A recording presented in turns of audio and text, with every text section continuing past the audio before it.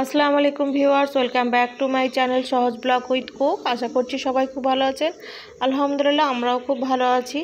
আজকে দেখাবো চিতল মাছের তেল ঝাল। তার জন্য দেখলেন বড় সাইজের একটা চিতল মাছ নিয়ে এসেছি বাজার থেকে।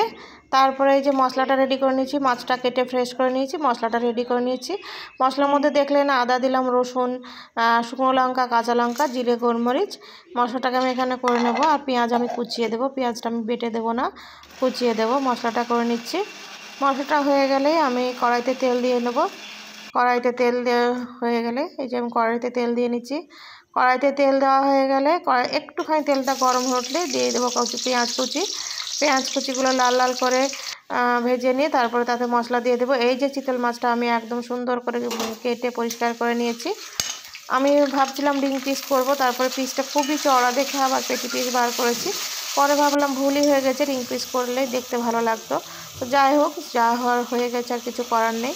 এইদিকে এই যে আমি বাটা মশলাটা দিয়ে নিয়েছি। বাটা মশলার মধ্যে কী কী ছিল আপনাদেরকে আমি দেখিয়ে দিয়েছি।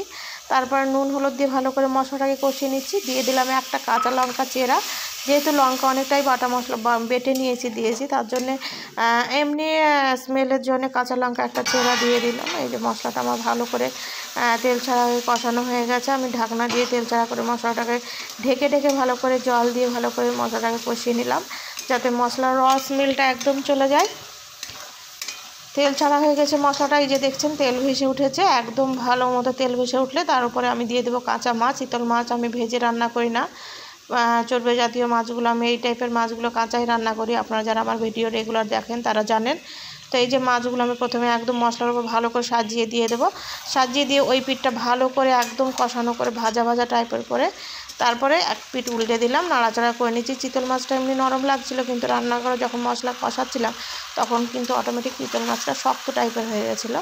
তো আমার উল্টে পাল্টে নাড়াচাড়া করতে খুব একটা প্রবলেম হয়নি। আপনারা এই কাজটা খুব সাবধানেই করবেন, আস্তে আস্তে উল্টে পাল্টে নাড়াচাড়া করবেন। তো এই যে মশলাটা কষিয়ে আমার একদম তেল ছাড়া করে ভাজা ভাজা করে নিয়ে আমি দিয়ে দিলাম জল পরিমাণ মতো।